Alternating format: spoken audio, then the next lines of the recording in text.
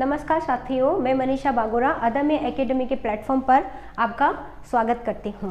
आज जो हम क्वेश्चनरीज की आपके सामने एमसीक्यूज का लेकर आए हैं, वो जो है वो आपका बिल्कुल एक ऐसा टॉपिक है जो कि सबसे जुड़ा हुआ है ना। विद्यार्थियों से भी जुड़ा हुआ है, अध्यापकों से भी जुड़ा हुआ है और फर्स्ट ऑफ ऑल केवल सी-टेट के लिए नहीं, रीट के लिए, सेकंड ग्रेड के लिए, फर्स्ट ग्रेड के लिए, है ना, सबके लिए ये टॉपिक है ना बहुत ही इंपॉर्टेंट है। तो आज का जो हमारा टॉपिक होगा वो होगा वैयक्तिक विभिन्नताएं। उससे जो रिलेटिव जितने भी हम क्वेश्चन लेकर आए हैं तो आपको अच्छे से उसको देखना है ना। तो चलते हैं हम अपने पहले क्वेश्चन की ओर। देखिए पहला क्वेश्चन क्या कहता है। पहला क्वेश्चन कहता है पिछड़े बालकों के लिए शैक्षिक लब्धि की अवधारणा किसने दी है।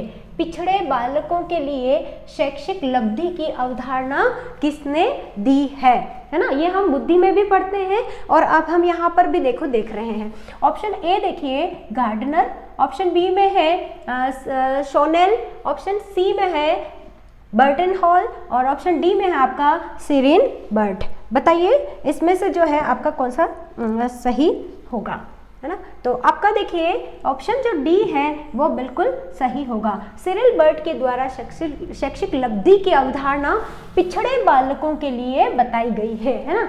हम कह रहे हैं पिछड़े बालक, ठीक है, उनके लिए बताई गई है सिरिल बर्ट के द्वारा। नेक्स्ट देखते हैं एक शिक्षिका का अपनी कक्षा में विविधता को संबोधित कर सकती है। एक शिक्षिका द्वारा अपनी कक्षा में विविधता को संबोधित कर सकती है, यानी कि एक शिक्षिका यानी अध्यापिका है, वह कक्षा में विविधता को किस प्रकार से संबोधित कर सकती है उनको देखना है। तो ऑप्शन ए की तरफ चलते हैं, विभिन्नताओं को स्वीकार करके और उसे महत्व देकर। सबसे पहले तो क्या है, विभिन्नताओं को स्वीकार कर लेना कि भाई हाँ मेरी कक्षा में जो है वैयक्तिक विभिन्नता से भरे हुए बच्चे बैठे हुए हैं, वैसे सब अलग अलग होते हैं, और उसे महत्व देकर। ऑप्शन बी में है बच्चों की सामाजिक सांस्कृतिक पृष्ठभूमि का शिक्षा शास्त्रीय संसाधन के रूप में प्रयोग करके, ठीक है। ऑप्शन सी में है विभिन्न अधिगम शैलियों को समायोजित करके और ऑप्शन डी में है मानक निर्देश देकर और निष्पादन हेतु सर्वमान्य मानदंड निर्धारित करके।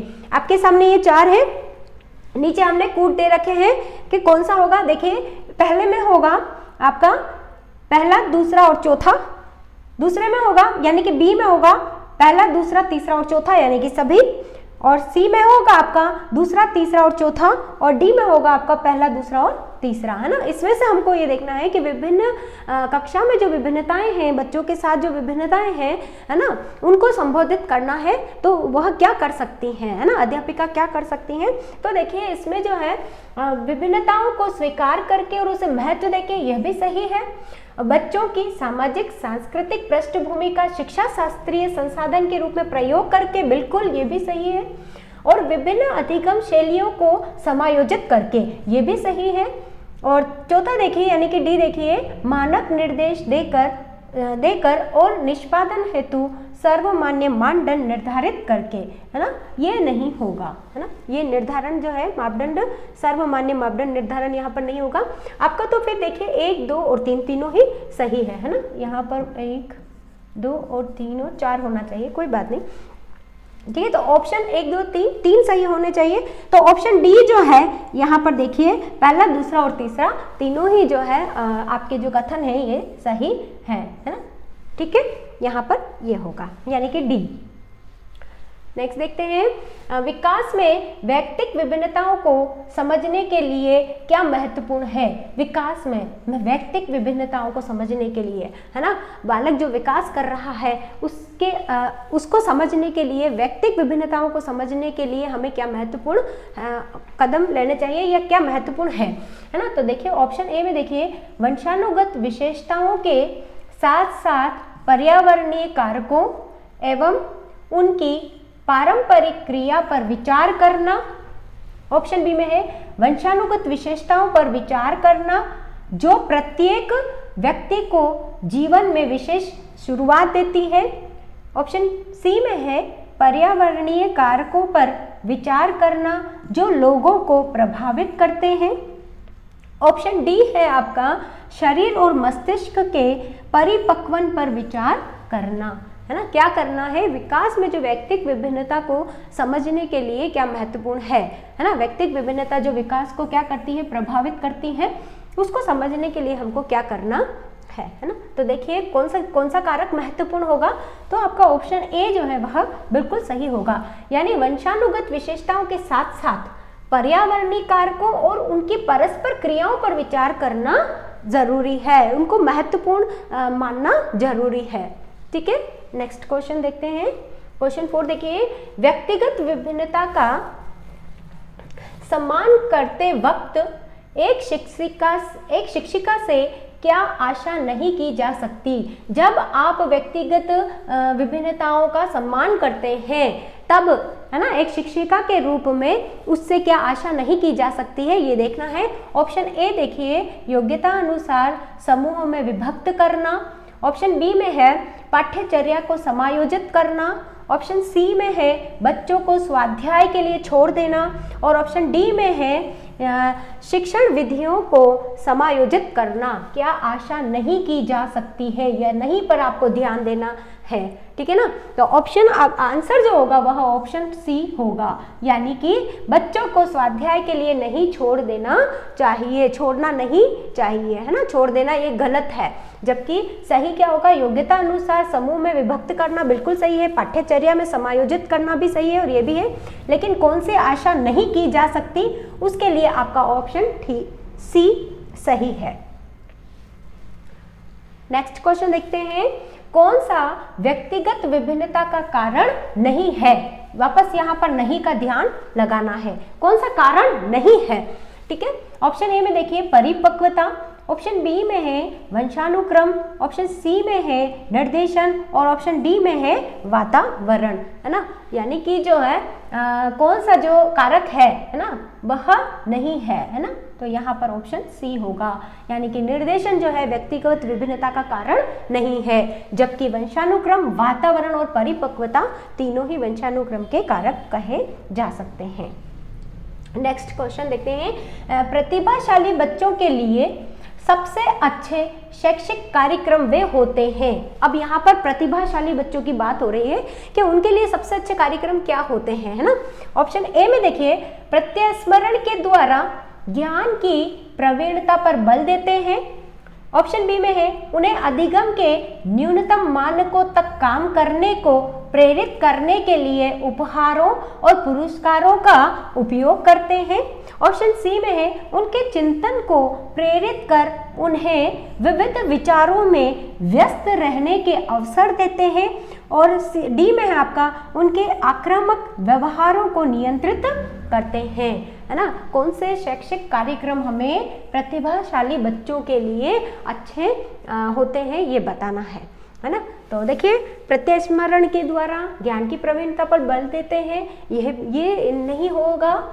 ठीक है, उन्हें अधिगम में न्यूनतम मानकों तक काम करने के लिए प्रेरित करने के लिए उपहारों, और ये भी नहीं होगा। ठीक है, और उनके आक्रामक व्यवहारों को नियंत्रित करते हैं, ये भी नहीं होगा, बल्कि आपका ऑप्शन होगा सी बिल्कुल सही होगा। यानी कि क्या करना चाहिए, अच्छे कार्यक्रम क्या रख सकते हैं, उनके चिंतन को प्रेरित कर उन्हें विविध विचारों में व्यस्त रहने के अवसर देते हैं। ये जो है कार्यक्रम ये बिल्कुल सही होगा। ठीक है, तो ऑप्शन सी आपका सही है। नेक्स्ट क्वेश्चन की तरफ चलते हैं। छात्रों में सीखने की योग्यता निर्भर करती है, सीखने की योग्यता निर्भर करती है। देखिए इसमें ऑप्शन ए में देखिए सामाजिकता पर, ऑप्शन बी में है संस्कृति पर, ऑप्शन सी में है परिवार पर और ऑप्शन डी में है व्यक्तिगत विभिन्नता पर। सीखने की जो बच्चे की योग्यता है वह किस पर निर्भर करती है, हमको ये पूछा है। और ऑप्शन जो राइट ऑप्शन जो होगा आपका वो होगा डी, यानी कि व्यक्तिगत विभिन्नता जो है उसके सीखने की योग्यता पर निर्भर करती है। ठीक है, नेक्स्ट क्वेश्चन पर चलते हैं। विशेष आवश्यकता वाले बच्चों को शामिल करना है, विशेष आवश्यकता वाले बच्चों को शामिल करना है। ऑप्शन ए में देखिए जिनमें अक्षमता न हो, उन बच्चों के लिए हानिकारक हो। ऑप्शन डी में है विद्यालयों पर भार बढ़ा देगा। ऑप्शन डी में है एक काल्पनिक लक्ष्य है। और ऑप्शन डी है, सॉरी ऑप्शन सी में है एक काल्पनिक लक्ष्य है, और ऑप्शन डी है शिक्षण के प्रति दृष्टिकोण विषय वस्तु और धारणा परिवर्तन की अपेक्षा रखता है। बिल्कुल ऑप्शन डी जो है वह सही होगा, यानी विशेष आवश्यकता वाले बच्चों को शामिल करना है। शिक्षण के दृष्टिकोण के मतलब शिक्षण के प्रति दृष्टिकोण विषय वस्तु और धारणा परिवर्तन की अपेक्षा रखता है। ठीक है, ये वाला ऑप्शन आपका सही होगा। ठीक है, क्वेश्चन नंबर 9 देखिए, व्यक्तिगत विभिन्नता के कारक हैं। कौन से कारक हैं? पहला देखिए सामाजिक और आर्थिक कारक, बी में है आपका संवेगात्मक और व्यक्तिगत कारक, डी में है आपका वंशानुक्रम और वातावरणीय कारक, और डी में है आपका आर्थिक और राजनीतिक कारक, है ना। तो यहाँ पर देखिए विभिन्नता के कारक हैं, है ना। सामाजिक आर्थिक नहीं है, संवेगात्मक व्यक्तिगत नहीं है, आर्थिक और राजनीतिक बिल्कुल भी नहीं है। तो ऑप्शन जो सी है वह आपका बिल्कुल सही है, यानी वंशानुगत और वातावरणीय कारक जो है व्यक्तिगत विभिन्नता के कारक के अंतर्गत आते हैं। ठीक है, नेक्स्ट चलते हैं अधिगम। यहाँ पर अधिगम है, अधिगम कर्ता वैयक्तिक विभिन्नताएं प्रदर्शित करते हैं। ठीक है ना, अधिगम कर्ता यानी जो सीखने वाले हैं वो विद्यार्थी वैयक्तिक विभिन्नताएं प्रदर्शित करते हैं, अतः शिक्षक को चाहिए क्या करना चाहिए? देखिए ऑप्शन ए है परीक्षाओं की संख्या बढ़ानी चाहिए। ठीक है, ऑप्शन बी में है कठोर अनुशासन लागू करना चाहिए, ऑप्शन डी में है सी में है विविध अधिगम अनुभव उपलब्ध कराने चाहिए, और डी में है आपका कक्षा अधिगम की गति समान गति पर बल देना चाहिए, है ना। एक शिक्षक होने के नाते जो है आपको क्या करना चाहिए? परीक्षाओं की संख्या बढ़ानी चाहिए? नहीं। कठोर अनुशासन लागू करना चाहिए? नहीं। कक्षा अधिगम की समान गति पर बल देना चाहिए? नहीं, है ना। क्या करना चाहिए? विविध अधिगम अनुभव उपलब्ध कराने चाहिए। ठीक है, व्यक्तिगत विभिन्नता प्रदर्शित करते हैं, तो अतः अध्यापिका को क्या करना चाहिए? तो ऑप्शन सी आपका बिल्कुल सही होगा। नेक्स्ट देखिए, अपनी कक्षा की वैयक्तिक विभिन्नताओं से निपटने के लिए शिक्षक को चाहिए, है ना, वैयक्तिक विभिन्नताओं से निपटने के लिए, है ना, अपनी कक्षा की, यानी कि आप मान लीजिए आप एक शिक्षक हैं और आपकी कक्षा में जो है बहुत सारे जो बच्चे बैठे हुए हैं आपके सामने, वो व्यक्तिगत विभिन्नता लिए हुए हैं, उससे निपटने के लिए आपको क्या करना चाहिए ये बताना है।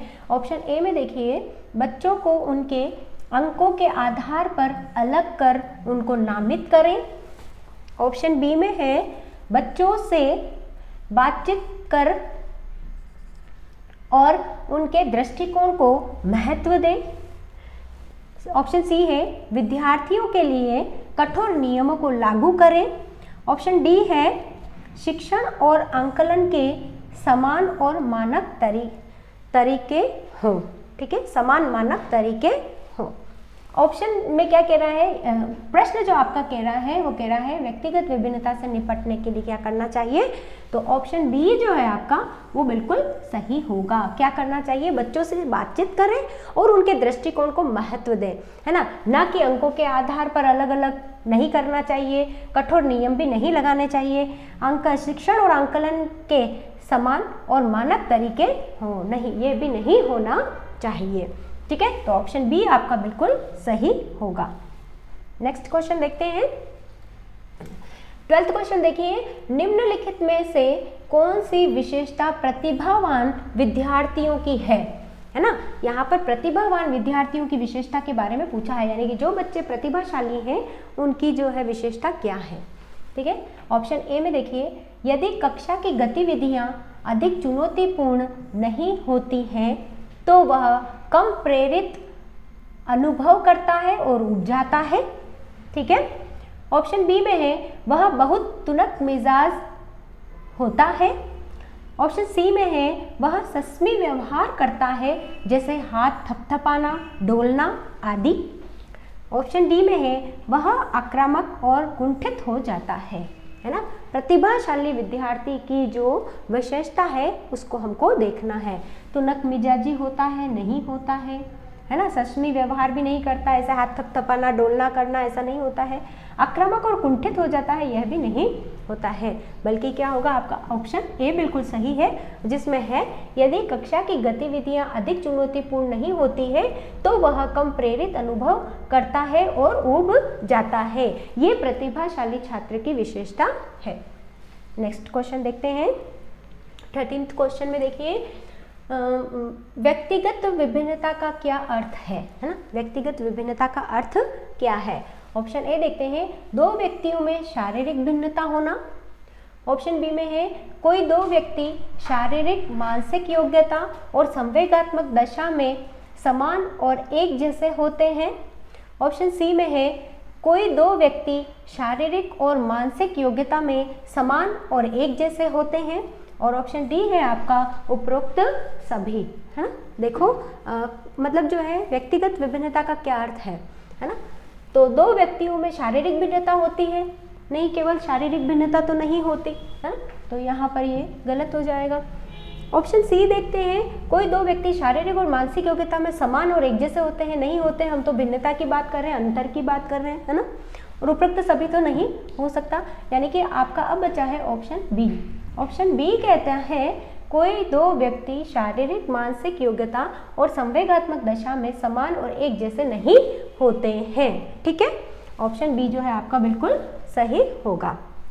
नेक्स्ट क्वेश्चन देखिए 14th, क्या कहता है, व्यक्तिक अंतरों का, व्यक्तिक विभिन्नताएं है ना, व्यक्तिक विभिन्नताओं की बात करें, व्यक्तिक अंतरों का ज्ञान शिक्षकों की मदद किसमें करता है ना, यानी कि अगर शिक्षक में व्यक्तिक विभिन्नता का ज्ञान है तो वह किस प्रकार से मदद करता है शिक्षकों की, ये पूछा है। ऑप्शन ए में देखिए, पिछड़े विद्यार्थियों के साथ कठोर परिश्रम करने की निरर्थकता को समझने में, क्योंकि वे बाकी कक्षा के समान कभी नहीं हो सकते हैं। ठीक है, ऑप्शन बी में देखिए, व्यक्तिक अंतरों को विद्यार्थियों की असफलता की अस्वीकृति और उत्तरदायी ठहराने में। ठीक है, ऑप्शन सी में देखिए, सभी शिक्षार्थियों को समान रूप से लाभ पहुंचाने के लिए अपनी प्रस्तुति शैली को एक रूप बनाने में। और ऑप्शन डी में है, सभी विद्यार्थियों की व्यक्तिगत आवश्यकताओं का आंकलन करने और उनके अनुरूपण उन्हें पढ़ाने में, है ना। देखिए, पिछड़े बालकों के साथ कठोर परिश्रम करने की निरर्थकता को समझने में, क्योंकि वे बाकी के साथ, देखो केवल पिछड़े बालकों की बात नहीं कर रहे हैं, यहाँ पर सभी बच्चे हैं, आपके सामने बहुत सारे बच्चे बैठे हुए हैं, है ना, तो ये नहीं होगा। ठीक है, फिर यहाँ पर असफलता की अस्वीकृति उत्तरदायी ठहराने में, ये भी नहीं होगा। देखिए, आपका ऑप्शन डी जो है वह बिल्कुल सही होगा, यानी कि क्या करना है, सभी शिक्षार्थियों की व्यक्तिगत आवश्यकताओं का आंकलन करने और उनके अनुरूप पढ़ाने में, यानी कि सभी विद्यार्थियों को व्यक्तिगत रूप से समझकर कि किस प्रकार कौन एक दूसरे से भिन्न है ना, उनको समझकर उनके अनुरूप उनको पढ़ाने में जो है शिक्षक की सहायता करता है व्यक्तिक अंतर का ज्ञान, यानी कि व्यक्तिक विभिन्नताओं का जो हमें ज्ञान होता है। ठीक है, नेक्स्ट क्वेश्चन की तरफ चलते हैं।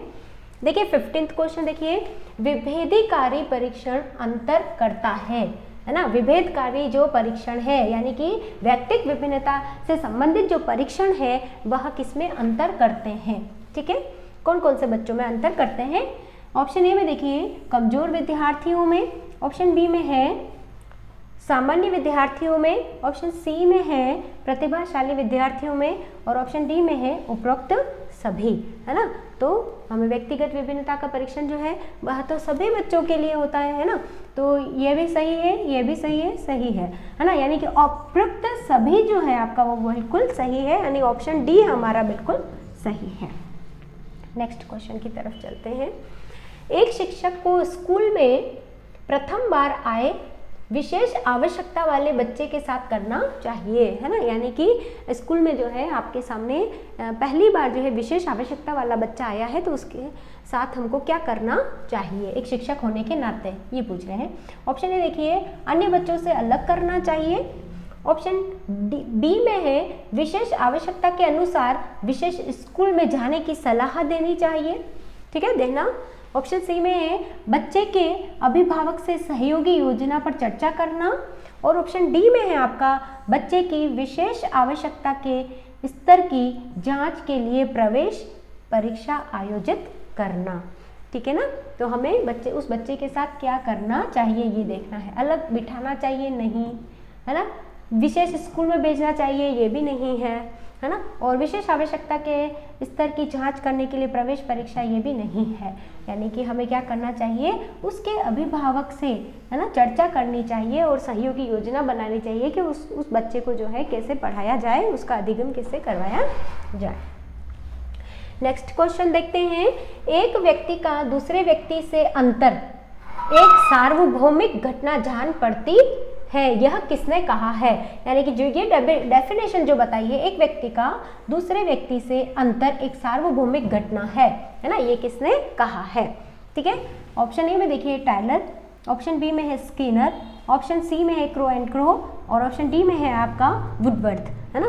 तो यहाँ पर ऑप्शन ए बिल्कुल सही होगा। यानी टायलर के द्वारा यह कहा गया है कि एक व्यक्ति का दूसरे व्यक्ति से अंतर एक सार्वभौमिक घटना जान पड़ती है। ठीक है, नेक्स्ट क्वेश्चन देखते हैं। 18th क्वेश्चन पर आ गए हैं हम। देखिए, निम्नलिखित में से कौन सा कथन असत्य है ना। यहाँ पर हमको असत्य कथन बताना है। ठीक, देखिए ऑप्शन ए में है अक्षम्य व्यक्तियों के प्रति विपरीत विचार और भावना बच्चे बड़ों से सीखते हैं। ऑप्शन बी में है विशेष आवश्यकता वाले बच्चे दूसरे क्षेत्र में कार्य करने में अक्षम होते हैं। सी में है शारीरिक अक्षमता वाला बच्चा मानसिक अक्षमता नहीं रखता है।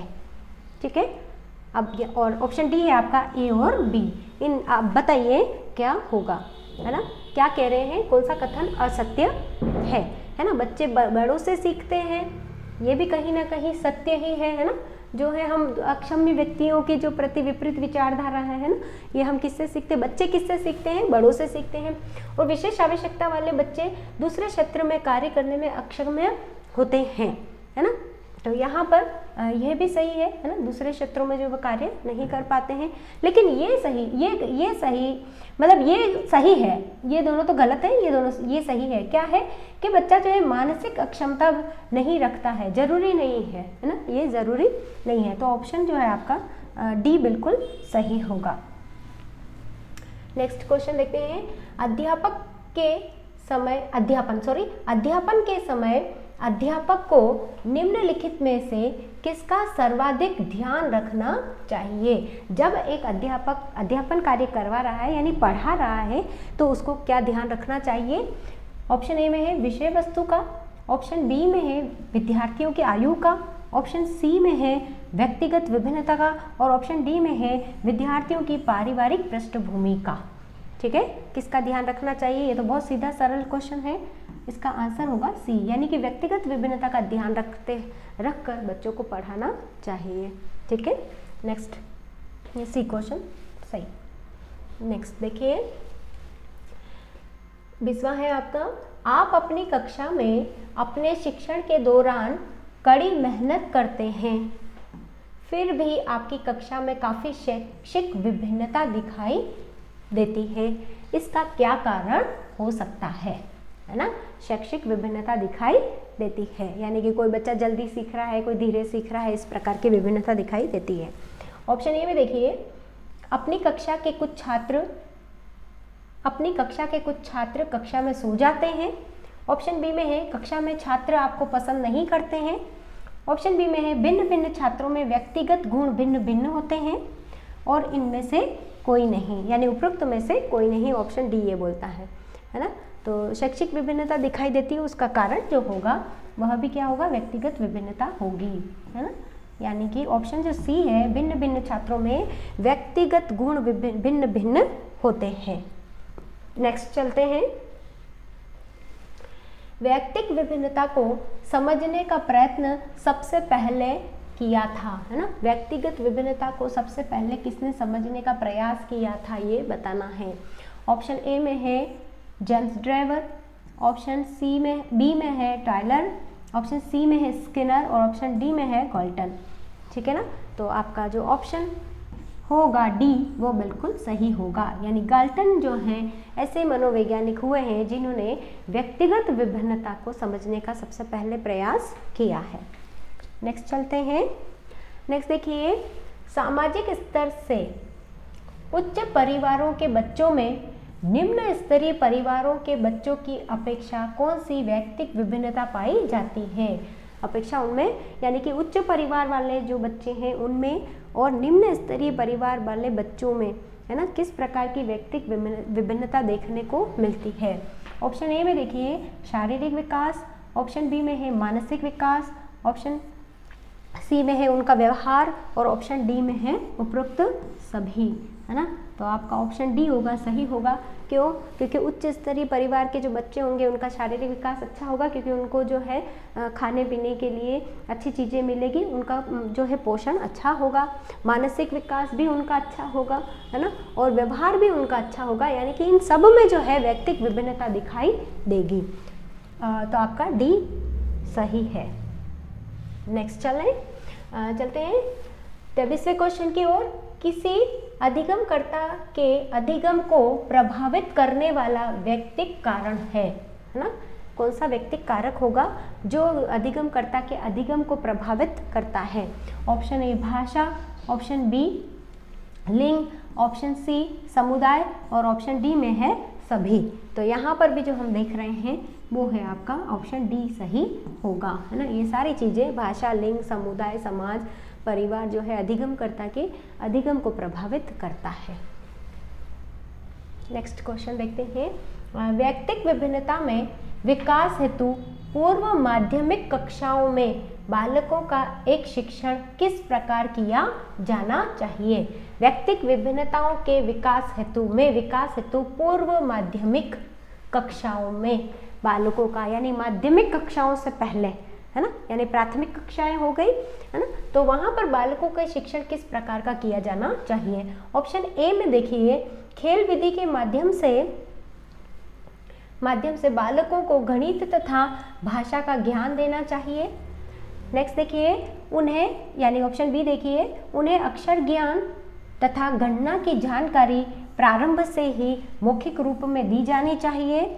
ऑप्शन सी में है लिखने तथा सिखाने से पूर्व बच्चों से चित्र बनवाए जाने चाहिए और ऑप्शन डी में है उपरोक्त सभी। हम पूर्व माध्यमिक यानी कि प्राथमिक कक्षाओं के बच्चों की बात कर रहे हैं, तो उनके लिए खेल विधि भी ज़रूरी है ना। उन्हें अक्षर ज्ञान और ये सब कराने के लिए मौखिक रूप में भी उनको जो है मौखिक रूप से उनको प्रारंभ करना चाहिए और लिखने और सिखाने से पूर्व उनको जो है चित्रों के माध्यम से पढ़ाना चाहिए या सिखाना चाहिए। ऑप्शन डी जो है आपका बिल्कुल सही है, यानी सारे की ABC तीनों ही सही है। ठीक है, चलते हैं नेक्स्ट क्वेश्चन की तरफ। देखते हैं व्यक्तिक विभिन्नता हेतु भाषा विकास एवं आवश्यक कौशल है ना। व्यक्तिगत विभिन्नता हेतु भाषा विकास और आवश्यक कौशल है, क्योंकि यह आवश्यकताओं की पूर्ति की मांग करता है ना। तो किस प्रकार की आवश्यकताओं की पूर्ति की मांग करता है? ऑप्शन ए में देखिए सामाजिक, ऑप्शन बी में है शारीरिक, ऑप्शन सी में है मनोवैज्ञानिक और ऑप्शन डी में है उपरोक्त सभी, है ना। तो यहाँ पर जो आपका आंसर होगा वह होगा उपरोक्त सभी, है ना।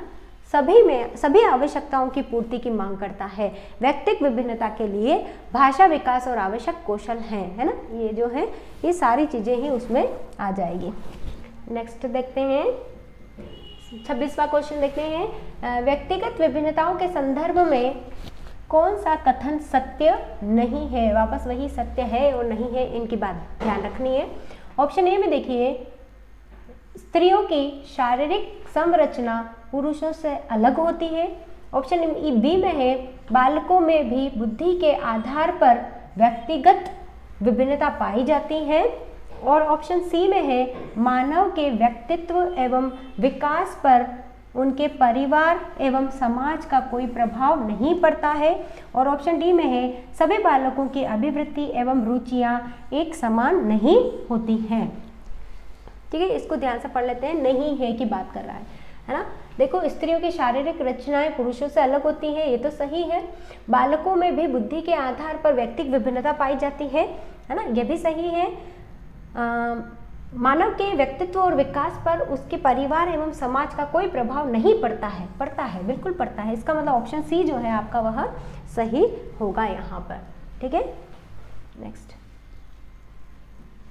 चलिए, आज भी हमारा जो है आज का सेशन भी हमारा ख़त्म होता है। आशा करती हूँ कि आप लोगों को जो ये क्वेश्चन सीरीज़ पसंद आ रही होंगी, है ना। और अगर आप और किसी टॉपिक पर अगर आप चाहते हैं कि हमें और प्रश्न मिल सके, क्वेश्चन आंसर मिल सके, तो उसके लिए जो है आप ज़रूर हमें कमेंट कर दें, ज़रूर मैसेज कर दें, ताकि हम आपको जो है प्रोवाइड करवा सकें। देन आज जो है 1 जनवरी है, तो आप सबको नव वर्ष की बहुत बहुत शुभकामनाएं। धन्यवाद।